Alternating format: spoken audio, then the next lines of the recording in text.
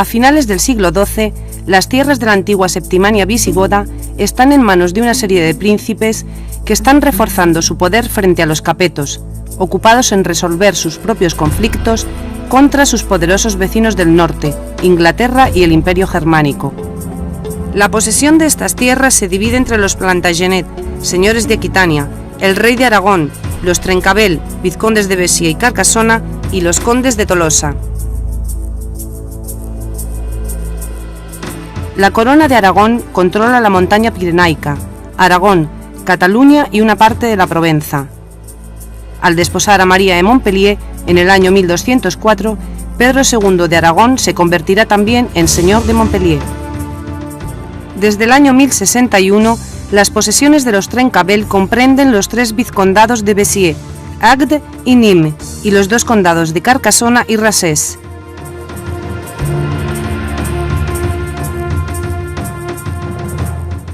Todos ellos están cercados por las tierras de sus poderosos vecinos, la Corona de Aragón y los Saint-Gilles, sus señores, que controlan un vasto territorio que se extiende desde la Genée hasta el Marquesado de Provenza, y que comprende el Ducado de Narbona, el Condado de Foix y las regiones de Quercy, Tolosa, Rouergue y Vivar. Algunos feudos del conde de Tolosa rinden vasallaje al rey de Francia, otros al Sacro Imperio, y algunos, como el condado de Melgueil, cerca de Montpellier, son vasallos del Papa.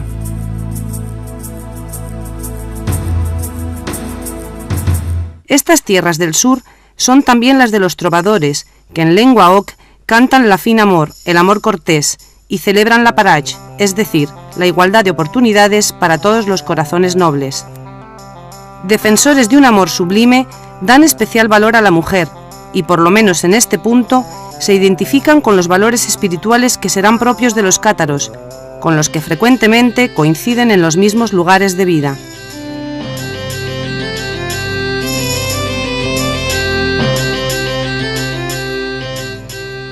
El poder se encarna en la realidad de ciudades importantes como Tolosa, manifestándose a través de instituciones municipales cuyos privilegios son celosamente protegidos. Pero también se encuentran los castra, pequeñas aglomeraciones, en ocasiones fortificadas, en las que el poder se divide, como la propiedad, entre los herederos. Esta división de hecho, que excluye la autocracia feudal, favorece igualmente el diálogo en el seno de la comunidad. En el terreno económico, Cahors es una reputada plaza financiera, tanto que se usará el término caorsan para aludir a la gente del mundo de las finanzas. La primera letra de cambio es emitida en Marsella en el año 1200 y los molinos de Tolosa constituirán una sociedad de accionistas. Pero esta atmósfera de cortesía, de diálogo y de prosperidad es perturbada por las bandas de salteadores de caminos.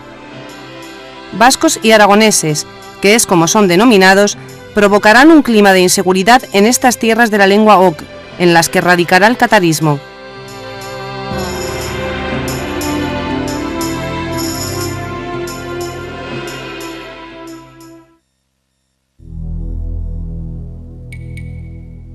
Desde los primeros siglos de su existencia, la Iglesia ha debido afrontar la aparición de diversas herejías. Algunas divergen de la ortodoxia en lo relativo a la naturaleza de Cristo. Otras, de esencia dualista, afirman la existencia de 2 principios, el bien y el mal. El maniqueísmo del siglo III, el bogomilismo, que aparece en Bulgaria en el siglo X, y el catarismo, que se extiende por ciertas regiones de la Europa occidental en el siglo XII, no son sino religiones dualistas. Todas estas herejías fueron condenadas por la Iglesia y sus defensores anatematizados, excomulgados y en ocasiones conducidos a la hoguera. En 1163, en Colonia, fueron quemados vivos 5 herejes. Egbert de Soissons, canónigo de la catedral, escribiría: estos herejes no han dudado en autodenominarse cátaros, es decir, puros. Pero los cátaros no solo se encuentran en Alemania, sino también en Flandes, Champaña, Borgoña Italia y en las posesiones de los condes de Tolosa y de los Trencabel. En estas tierras, si bien lejos de ser mayoritarios, se encuentran perfectamente integrados en una sociedad tolerante, beneficiándose en ocasiones del sustento y de la protección de la nobleza y la burguesía. Para extirpar la herejía de las tierras de Oc, la Iglesia pondrá en práctica un dispositivo de represión sin precedentes, convocará 2 cruzadas e instituirá un tribunal de excepción, la Inquisición. Aún así, serán necesarios 1 siglo y medio para erradicar la fe de aquellos que se denominaron a sí mismos buenos hombres y buenas mujeres, o buenos cristianos y buenas cristianas.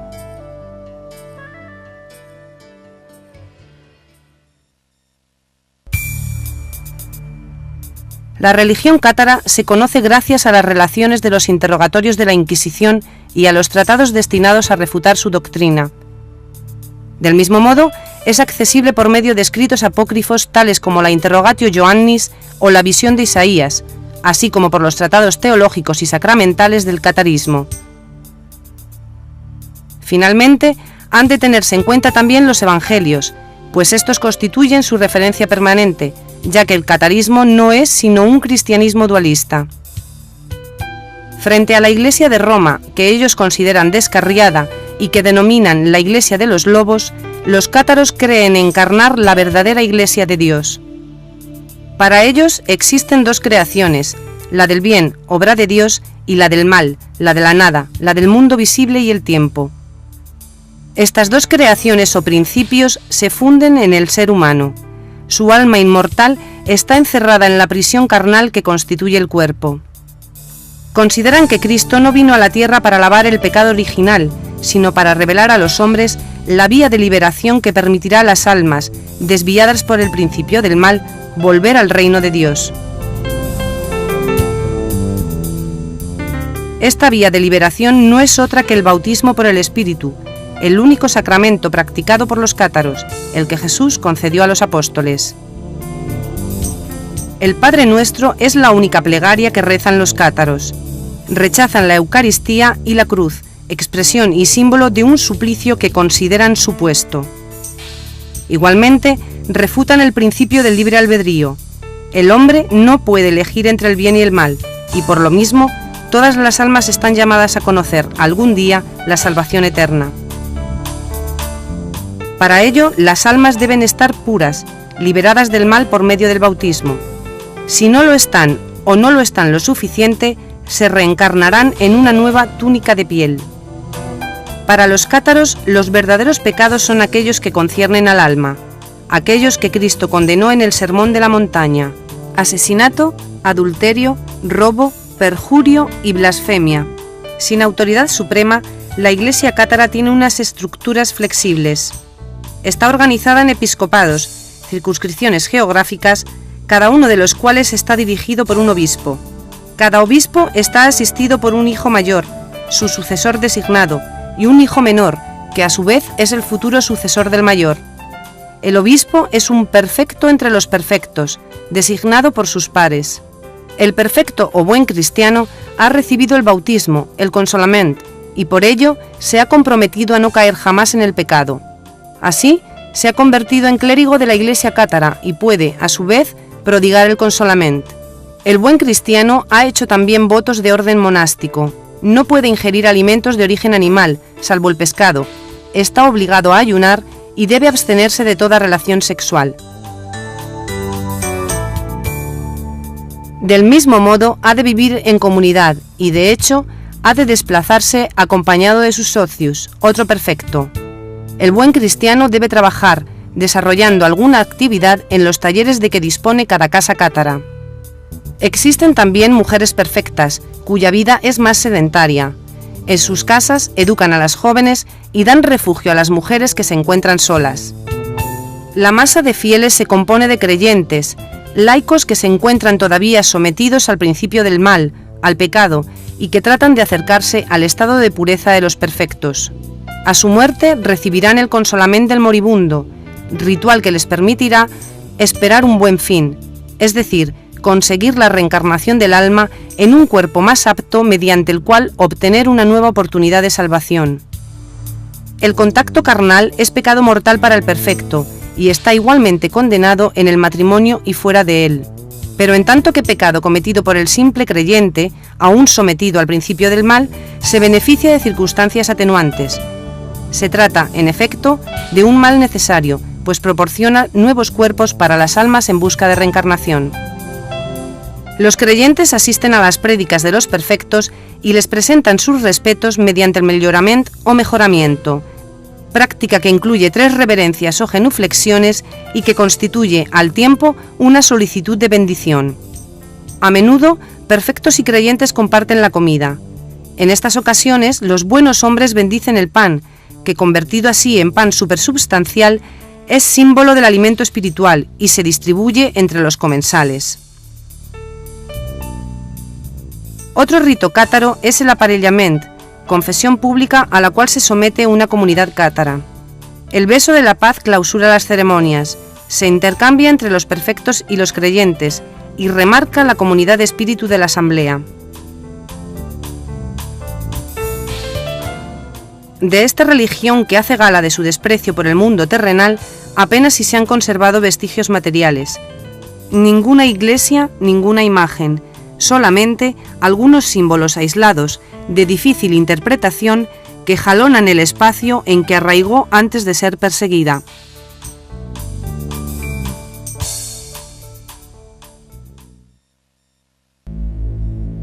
En 1163, el Concilio de Tours incita a los príncipes a tomar severas medidas contra los cátaros, tales como la prisión y la confiscación de sus bienes. Pero en Occitania no se cierran las puertas al diálogo. Así, en 1165 los cátaros, llamados desde entonces albigenses, son invitados a tomar parte en una asamblea de prelados católicos convocada en Lombergs, cerca de Albi. Presidida por el obispo de Lodève, la asamblea cuenta también con la presencia de Raimundo Trencavel y la condesa de Tolosa. La herejía progresa y se organiza en el concilio cátaro de San Félix de Caraman, celebrado en 1167 en presencia del patriarca Nicetas de Constantinopla, obispo bogomilista, y de Marco, representante de la comunidad lombarda. Este concilio precisa las áreas geográficas de los obispados de Agen, Tolosa, Albi y Carcassona.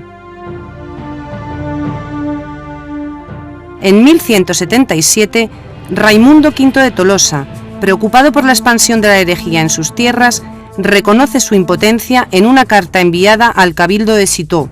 En respuesta, en 1178 llega a Tolosa una delegación dirigida por Pedro de Pavía, cardenal de San Crisógono, acompañado de Henri de Marcy, abad de Clairvaux. Pierre Moreau, un hombre rico de edad avanzada, adepto al catarismo, es obligado entonces a abjurar.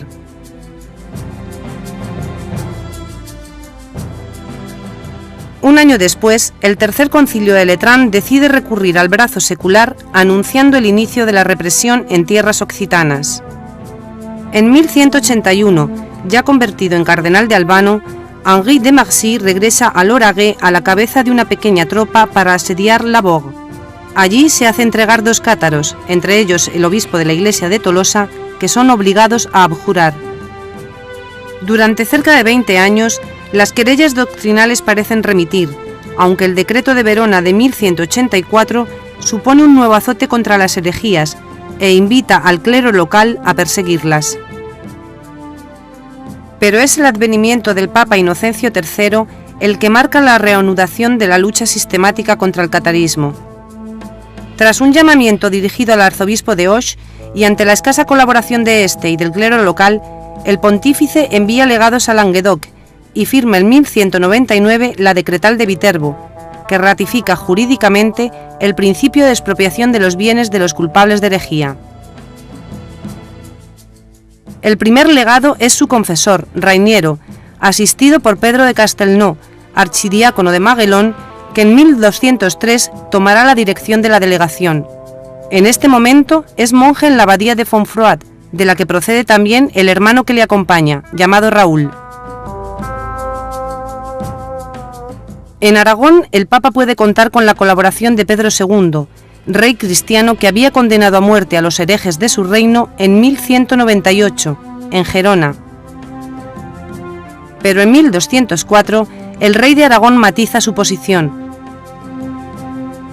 Organiza en Carcasona un coloquio entre cátaros, valdenses y católicos, en presencia de los legados y del obispo cátaro del Carcasés, y firma en Millau un pacto de mutua asistencia con Raimundo VI, su cuñado, que a diferencia de su padre, a quien había sucedido en 1194, adoptó siempre una actitud tolerante frente a los herejes.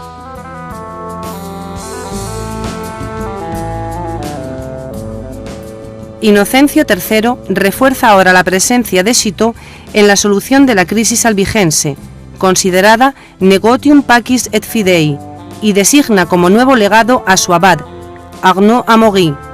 Igualmente, invita al rey de Francia, Felipe II Augusto, a intervenir en el Midi, primero en 1204 y luego en 1205, en ambas ocasiones sin éxito.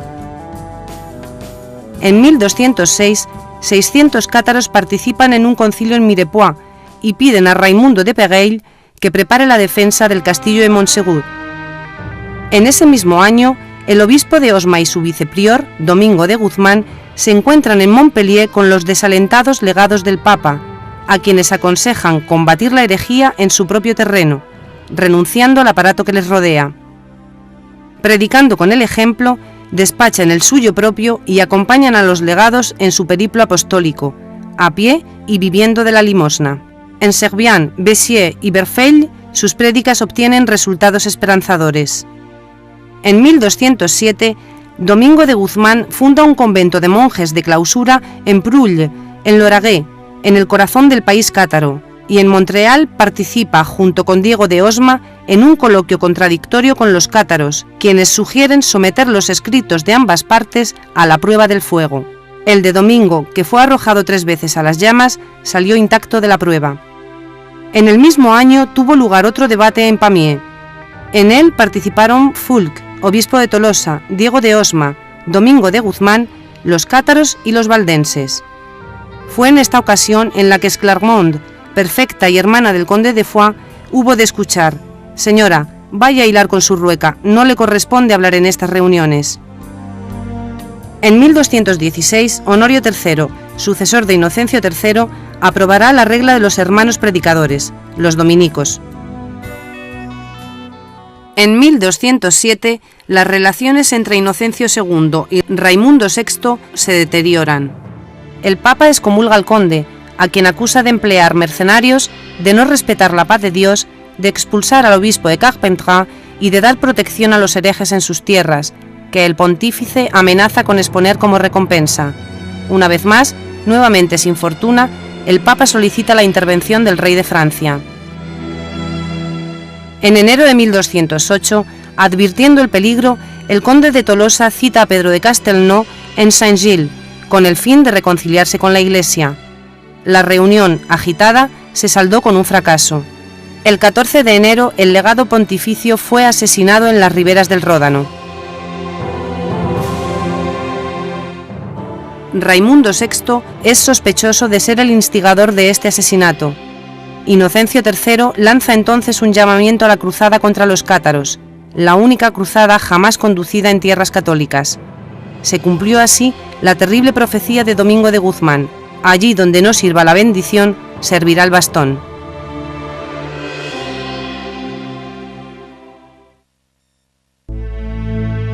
Arnaud Amaury será el encargado de reclutar la tropa de los cruzados. Felipe II Augusto rehúsa participar en la cruzada, pero autoriza a algunos de sus vasallos a tomar parte en ella. Raimundo VI multiplica entonces las iniciativas diplomáticas. Se encuentra con Arnaud Amaury en Aubenas y a finales del año 1208 envía una embajada a Roma bajo el mando del arzobispo de Auch. Al mismo tiempo, propone a Trencavel la constitución de un frente común, pero este rechaza la propuesta. Convocado a Valencia por el legado Milón en junio de 1209, Raimundo VI debe dejar como garantía 7 de sus fortalezas y, el 18 del mismo mes, retractarse públicamente en Saint-Gilles. El conde jura entonces combatir a los herejes y hábilmente solicita portar la cruz, poniendo así sus tierras bajo la protección del Papa.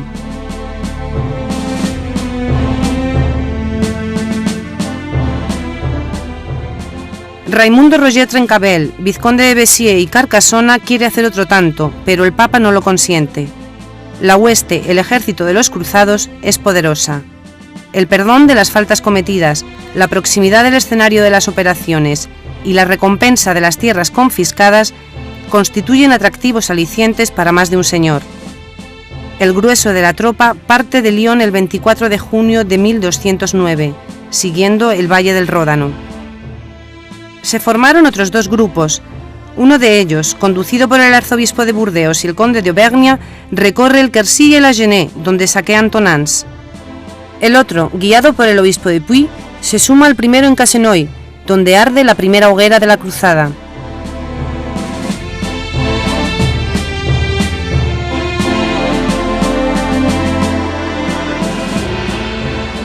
El 21 de julio de 1029, Arnaud-Amaury y los cruzados llegan ante Béziers.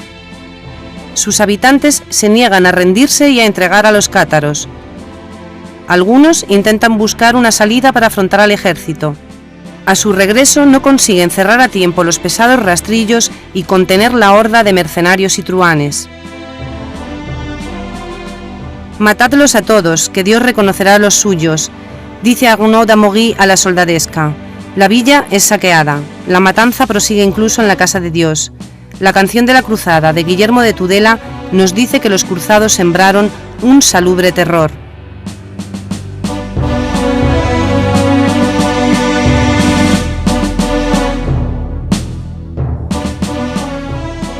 Los cruzados obtuvieron la sumisión y el apoyo de los narbonenses gracias al vizconde Emery, al arzobispo Berenguer y a los arzobispos de Montpellier y Agles.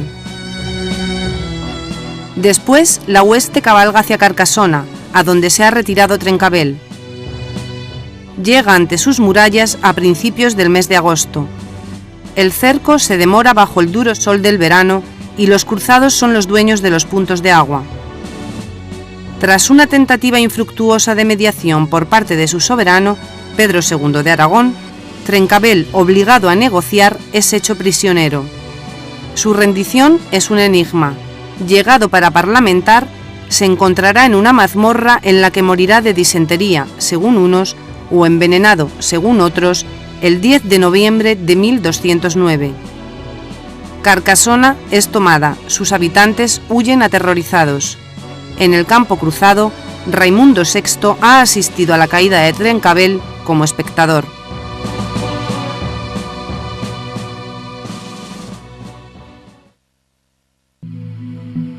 Arnaud-Amaury quiere dar el feudo de Trencabel a un noble cruzado, pero muchos declinan la oferta.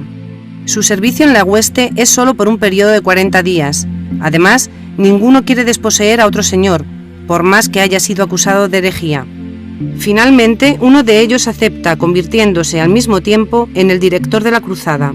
Procede de la isla de Francia y se llama Simón de Montfort. Simón de Montfort debe someter las tierras que acaba de recibir. La tarea es difícil, pues no cuenta más que con una treintena de señores. Los restantes, cumplido ya su servicio en la hueste, han partido. En el curso del otoño de 1209 le encontramos en Alzon, en Montreal, en Fanjeau, donde se encuentra con Fray Domingo de Guzmán, en Limoux y en Bressan, donde cierra un acuerdo de paz con el conde de Foix. Castres, ciudad en la que 2 cátaros perecieron en una hoguera, se somete, pero el primer cerco del complejo inexpugnable que constituyen los castillos de Cavaret, Sourdespines y Courtinot fracasa. Montfort ocupa entonces Mirepoix, cuyo señor, Pedro Roger, era un cátaro convencido. Se apodera también de Pamiers antes de dirigirse a Lombergs y Albi. A fines de septiembre de 1209, Raimundo Roger de Foix reconquista Bressan y lanza sobre Fanjeau una incursión fallida. En noviembre, en Montpellier, Inés, la viuda de Trencabel, que acaba de morir, cede todos sus derechos a Montfort, que a su vez ofrece su homenaje a Pedro II de Aragón, el soberano legítimo del vizcondado de Carcassona, pero el monarca lo rechaza. La revuelta estalla en las tierras conquistadas, especialmente en Castres y Lombards, que se sublevan. Montfort pierde numerosas plazas, pero para retomar la ofensiva debe esperar hasta marzo de 1210, momento en que su esposa Alix de Montmorency llega a Pézenas con los refuerzos. Él hará gustar a estos meridionales rebeldes el sabor del odio, como dice la canción.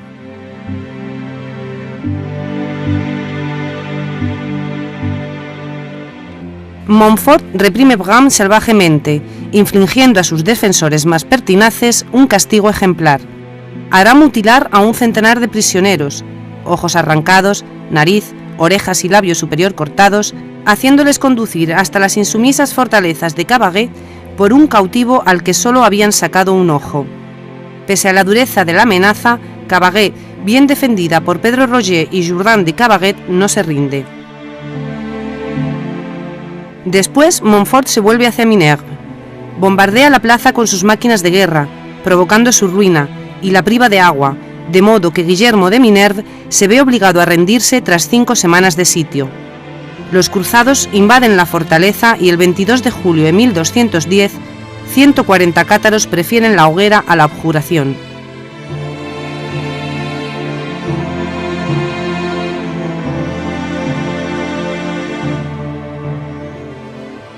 Caen otras fortalezas. En agosto será sitiada la importante ciudadela de Termes. El agua falta y la plaza se rinde cuando una violenta tormenta restablece las reservas. Sedientos, los sitiados se precipitan sobre el agua, desgraciadamente contaminada, de suerte que la disentería les obliga a huir. Raimundo de Termes es capturado y encarcelado en Carcassona, donde morirá en 1213.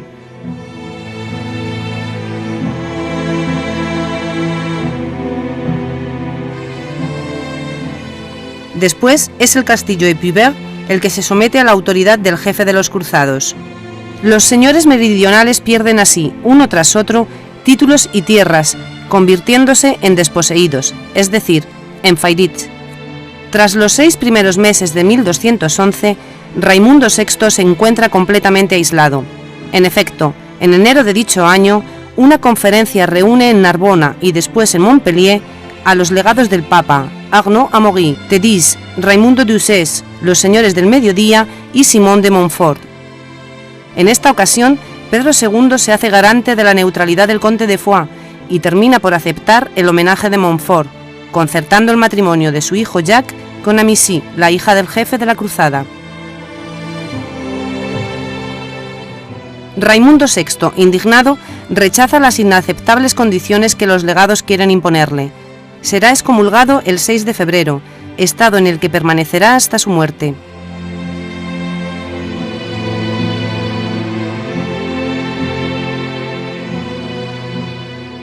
Montfort puede proseguir su empresa conquistadora. En marzo se hace dueño, sin combate, del castillo de Cavaret.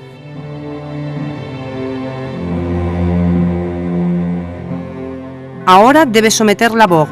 Tras un mes de sitio, la villa es capturada. 80 señores son ahorcados y 400 cátaros quemados en la mayor hoguera de la cruzada. La castellana de la Bourg, Dama Guigaud, es arrojada al fondo de un pozo y sepultada con piedras.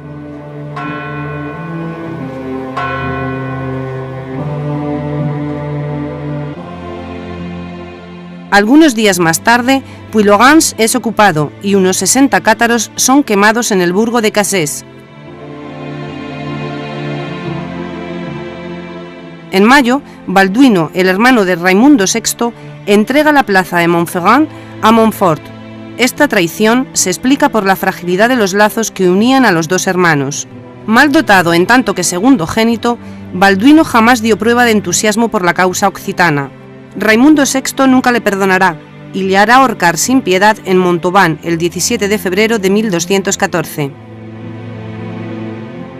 En los albores del verano de 1211, los cruzados parten en campaña al Rouergue y al Albigeois. Rebastans, Gaillac, Puiselcy y Saint-Antonin abren sus puertas. Bruniquel, donde se encuentra Raimundo VI, pasa al campo cruzado y Montfort dona el castillo a Balduino. El 17 de junio de 1211, Montfort asedia Tolosa por primera vez, pero fracasa. Tras una incursión sobre Foix, parte en peregrinación a Rocamadour, no sin antes pasar por Cahors, su nuevo feudo. El obispo de esta villa le había jurado homenaje ante los muros de Tolosa en presencia de Fray Domingo de Guzmán.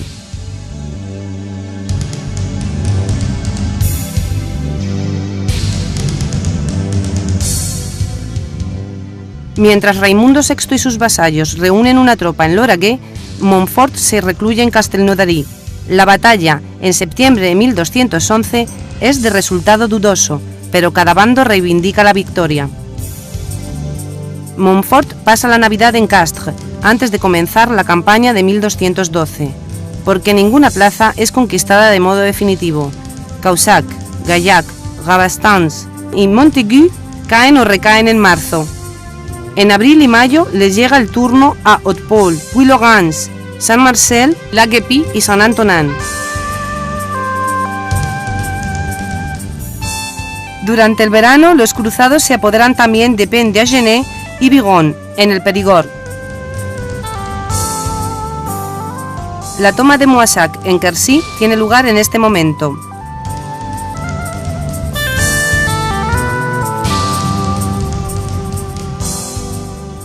Tras una expedición al Ariégeois, Couserans y el Comminges, Montfort establece sus cuarteles de invierno en Pamiers.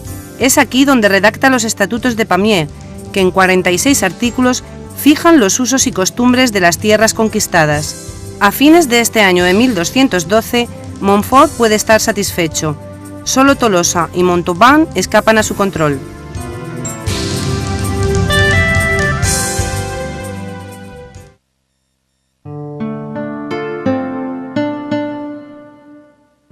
Raimundo VI parte a Aragón para solicitar el apoyo de Pedro II, su cuñado.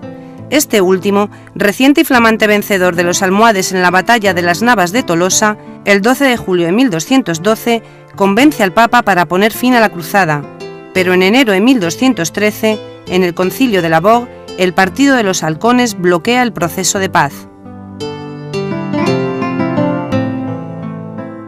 Así, Pedro II extiende su protección real a las posesiones norpirenaicas de los condes de Tolosa, Comminges y Foix, así como sobre el vizcondado de Béarn, constituyendo de este modo un vasto estado mediterráneo, desde el Ebro hasta más allá del Ródano.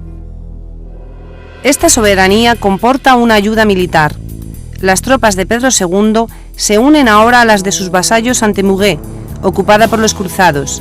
El 12 de septiembre de 1213, los dos bandos se enfrentan en una batalla en la que los occitanos cuentan con una gran superioridad numérica, pero Pedro II encuentra la muerte durante el combate y su desaparición marca el inicio de la derrota occitana. Tras la batalla de Muret, la situación se torna confusa. Raimundo VI se refugia en Inglaterra. Pese a ello, Montfort no invade Tolosa, que estaba a su alcance, sino que parte a sofocar los tumultos que han estallado en Provenza. Con la amenaza de una intervención de Juan sin Tierra, que había desembarcado en La Rochelle en febrero de 1214, la situación de los cruzados se complica. Se necesitará toda la habilidad del nuevo legado pontificio, Pedro de Benevento, para obtener la sumisión a la Iglesia de los condes de Comminges y de Foix, que se producirá en virtud de los juramentos de Narbona en abril de 1214. De regreso a sus tierras, Raimundo VI se verá forzado a plegarse. Pero Montfort, siempre en la brecha, prosigue en junio su obra de conquista en el Perigord y en la Rouergue. Los capetos abandonan ahora su política de espera, y en la primavera de 1215, el príncipe Luis, hijo de Felipe II Augusto, marcha en peregrinación al Midi. En compañía de Montfort, que había acudido a recibirle a Viena, entra en Tolosa tras haber hecho destruir sus defensas. El destino de Raimundo VI se juega en el curso del Concilio de Letrán, en noviembre de 1215. Es desposeído de sus derechos en favor de Montfort, que se convierte así en conde de Tolosa. Los cánones de este cuarto concilio ecuménico, presidido por Inocencio III, ratifican las disposiciones antiheréticas de los concilios locales precedentes. Los herejes son privados de sus bienes, que son confiscados, pierden su ciudadanía y son declarados no aptos para los cargos públicos.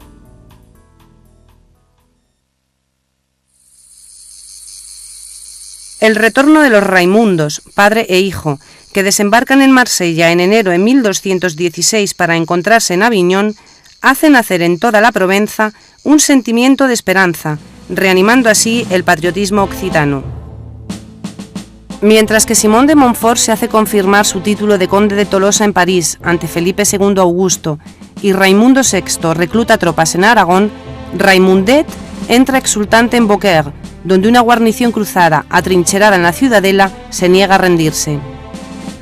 Simón de Montfort desciende de París a galope tendido, pero fracasa ante Beaucaire, donde recibe la noticia de la muerte de Inocencio III. Abandona el cerco ante el acecho de un peligro aún más grave. Tolosa se ha sublevado aprovechando su ausencia. Cabalgará entonces hacia la capital. El obispo Fulk ha prometido clemencia a los tolosanos, pero Montfort, en la iglesia de Saint-Pierre de Cuisine, invalida la amnistía prometida por el prelado y reprime la revuelta con una severidad extrema. La villa, nos cuenta el autor anónimo de la canción, es abandonada a las manos de los rufianes.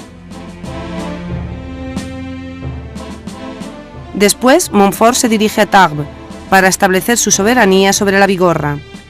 En noviembre de 1216, casa a su hijo Guy con Petronila, la condesa de Bigorra, y sitia, sin éxito, el castillo de Lourdes. En marzo de 1217 se lanza sobre las tierras del conde de Foix, a pesar de que éste las había cedido previamente a la iglesia como garantía. Montfort asedia Montgaillard y ocupa el castillo de Foix.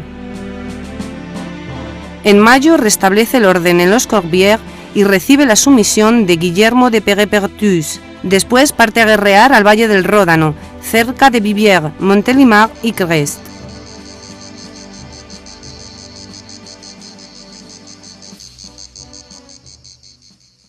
Durante su ausencia, en el mes de septiembre, los señores del Midi, Raimundo VI de Tolosa, Roger Bernard de Foix y Bernard de Comminges se encuentran en Saint-Lizier y deciden unir sus fuerzas contra los franceses. Raimundo VI entra en Tolosa por el vado de Basacle el 13 de septiembre de 1217, siendo aclamado por todos los tolosanos que se presentan ante su señor. Defiende la villa y confirma el consulado que Simón de Montfort había intentado abolir. Este último, que había regresado rápidamente, llega a comienzos de octubre al campo cruzado, situado a los pies de los muros de la fortaleza. Comienza el segundo cerco de Tolosa, que durará 10 meses. A fines de mayo de 1218, Raimundo VI designa como heredero a su hijo, el joven Raimundo, que entrará en Tolosa algunos días después. Durante este tiempo, los ataques son terribles, pero la ciudad resiste. La apuesta es alta. Montfort ha jurado reconquistar Tolosa o morir bajo sus muros.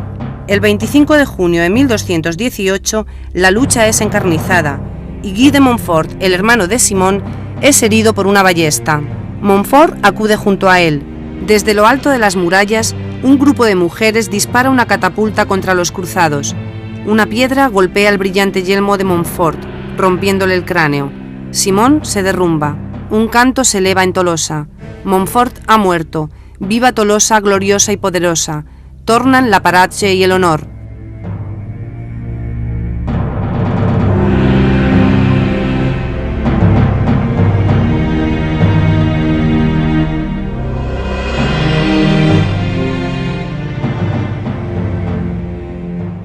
Amaury, hijo de Montfort, que tiene 20 años, se convierte en el jefe de la cruzada.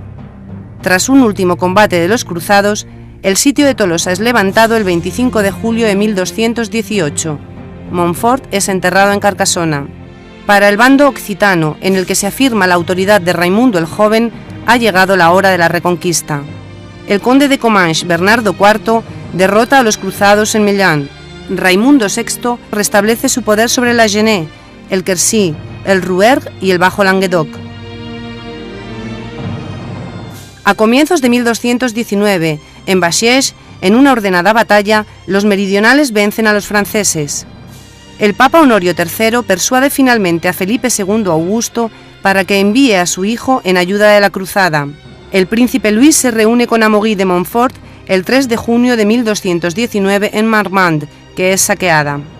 Después asedia Tolosa, pero una vez cumplido el servicio de su hueste, levanta el campamento y parte.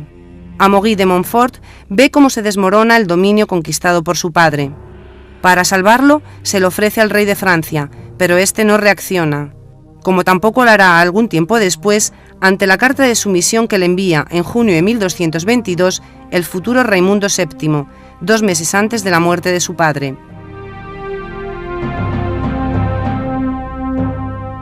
Desaparecen ahora 2 actores de este drama.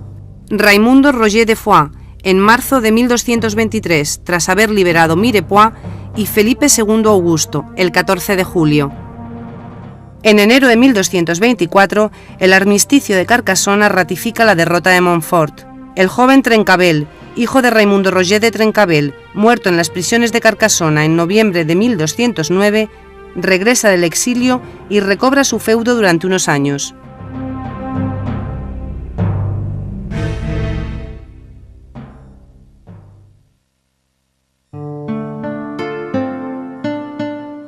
El príncipe Luis ha sucedido a su padre bajo el nombre de Luis VIII. El nuevo rey quiere zanjar la cuestión occitana. Curiosamente, Honorio III le pide renunciar a su proyecto e invita a los meridionales a negociar. En Montpellier, en agosto de 1224, y ante Arnaud-Amaury, Raimundo VII, Trencabel y el conde de Foix prometen combatir la herejía y reconocer la autoridad del rey. Pero sorprendentemente, el Concilio de Bourges de 1225 no se muestra satisfecho con los juramentos de Montpellier. Raimundo VII es desposeído y excomulgado. Obtendrá su absolución a condición de abandonar todos sus dominios y de renunciar a ellos para siempre, cláusula esta inaceptable. Tal rechazo provocó la Cruzada Real. En 1226, el propio Luis VIII tomó el mando. Aunque Aviñón le opuso una resistencia feroz, capituló tras un largo sitio el 12 de septiembre de 1226. Las villas del Midi se sometieron al conocer la llegada de las tropas de Luis. El recuerdo de Marmande aún estaba vivo.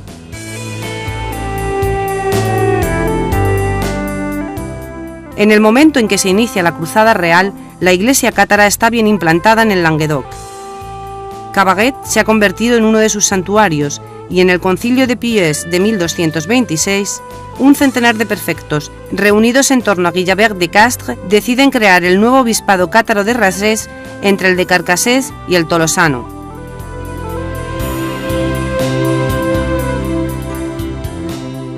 Pero los cátaros debían pagar siempre el precio de la sangre, y durante la Cruzada Real, Pierre Isarn, obispo cátaro de Carcassona, es capturado por el senescal de Beaujeu y quemado vivo en Caen en presencia del rey.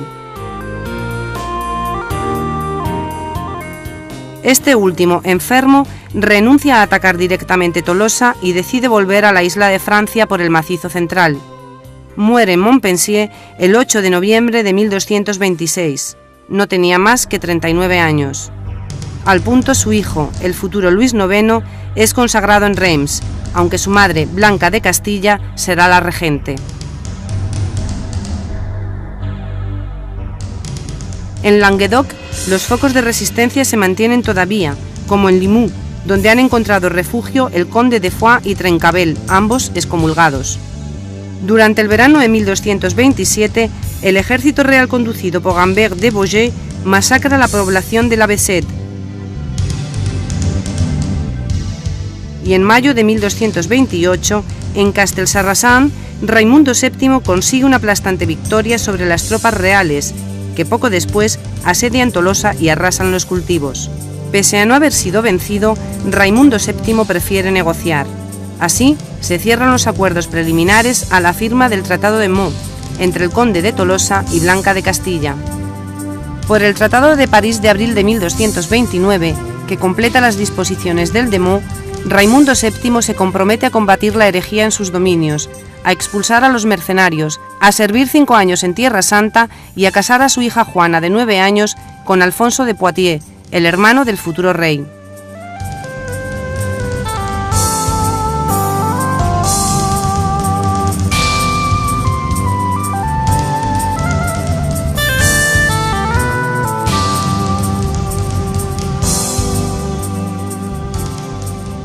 Además, pierde 2/3 de sus estados y debe hacer penitencia ante Notre Dame. El 25 de abril de 1229 escribe a Roger Bernard de Foix para aconsejarle que acepte la paz. Es un auténtico ejército cruzado el que se encuentra el conde de Foix en Saint-Jean-de-Verge el 16 de junio de 1229. Debe aceptar someterse. El Languedoc conoce desde entonces la denominada paz de la Iglesia y del Rey.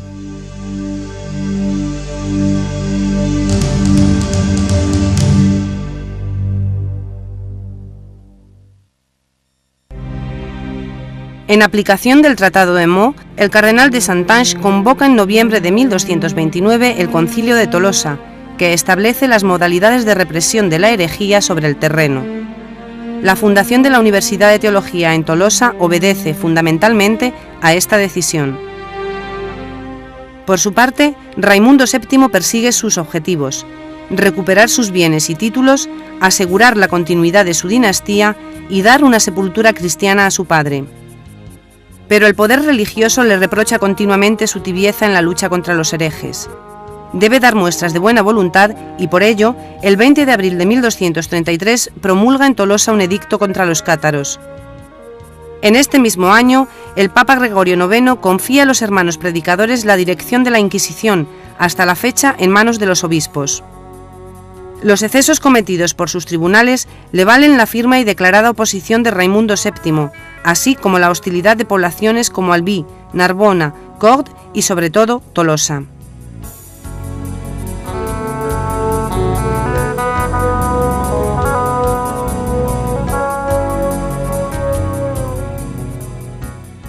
Perseguidos, los herejes encuentran refugio en Puy-Logans, Pérepertus, Quéribus y Montségur, que se había convertido en el santuario del movimiento cátaro desde que en 1232 Guillabert de Castres, ante el aumento de los peligros y con la ayuda de Raimundo de Pégueil y Pierre Roger de Mirepoix, la eleva a la condición de cabeza y sede de la Iglesia cátara. A finales del verano de 1240, Trencabel intenta reconquistar su dominio con el apoyo de otros faidit. Asedia Carcassona desde el 7 de septiembre hasta el 11 de octubre, tras haberse apoderado de Limoux, Montpellier, Montréal y Cessac. Pero enterado de la llegada de las fuerzas reales, huye y se recluye en Montréal, desde donde negocia sin obtener más salida que el exilio. En su avance, el ejército real, conducido por Jean Beaumont, toma algunas plazas, como la Roque de Fa, que defiende Olivier de Terme. Pérepertus capitula después de 3 días de asedio, el 16 de noviembre de 1240.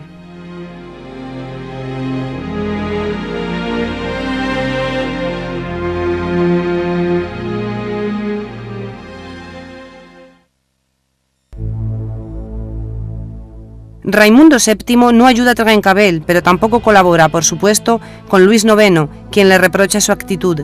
El rey le convoca a Montargis en marzo de 1241, le recuerda sus compromisos y le pide destruir Montségur, ciudad que Raimundo VII asediará sin convicción y sin resultados.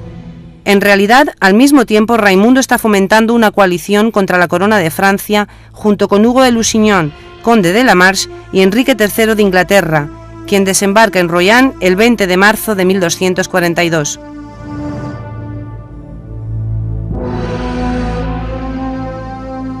En la noche del 28 al 29 de mayo, en Avignonet, el inquisidor Guillermo Arnaud y 11 dominicos y franciscanos son asesinados por un comando de faidit procedente de Montségur.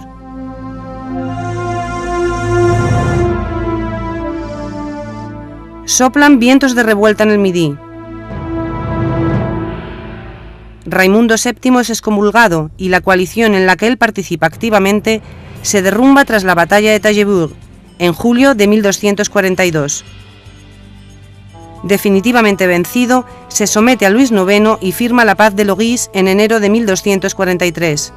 Recurre su excomunión ante el concilio de Béziers, que por otra parte decide la suerte de Montségur. La cabeza del dragón debe ser cortada. Montségur acoge a cerca de 500 personas, reunidas en la cumbre del Port y completamente decididas a sostener el largo sitio que se prepara. Durará 10 meses. Es conducido por el senescal de Carcassona, Hugo de Arcy. El monte seguro resiste, hasta que un pequeño grupo de vascos escala, de noche, la roca de la torre, toma la posición e instala sus catapultas.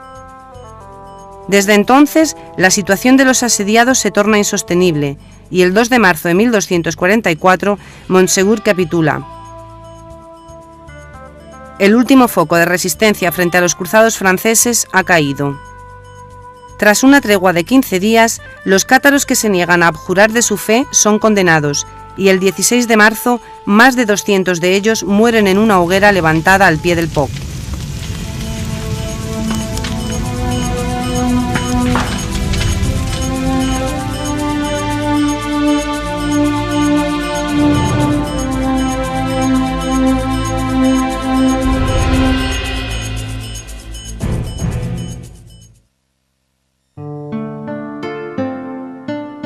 Tras la caída de Montsegur, los cátaros que no parten al exilio, a Lombardía o Cataluña, pasan a la clandestinidad.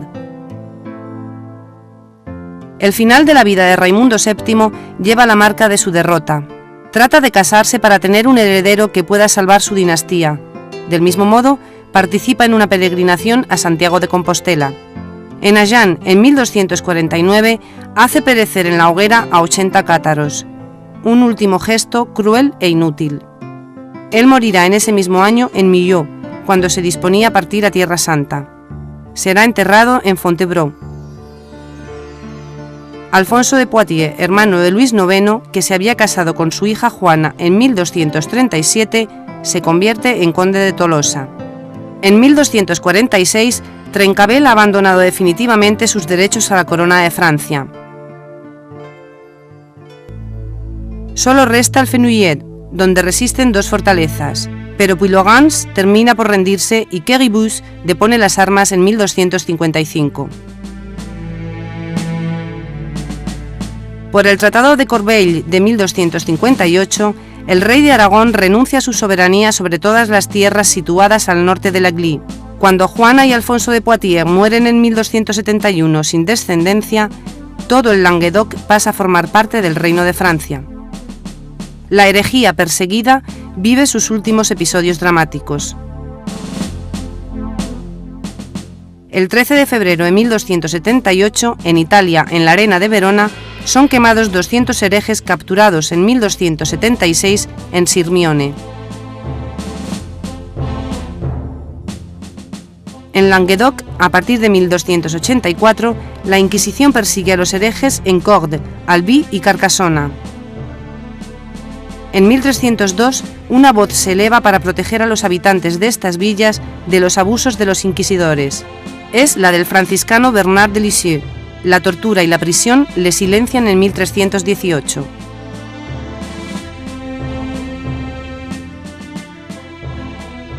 En 1296, Pierre Gautier, notario en Nas-le-Terme, y su hermano Guillaume partieron al Piamonte para hacerse ordenar buenos cristianos.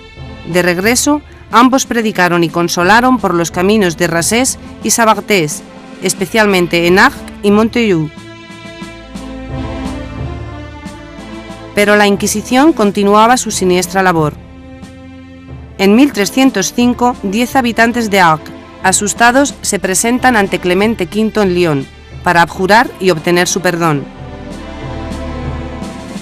En 1309 se organiza una expedición contra los cátaros en Montaigu, donde numerosos habitantes serán interrogados entre 1318 y 1324 por el obispo de Pamiers, Jacques Fournier, futuro Papa Benedicto XII.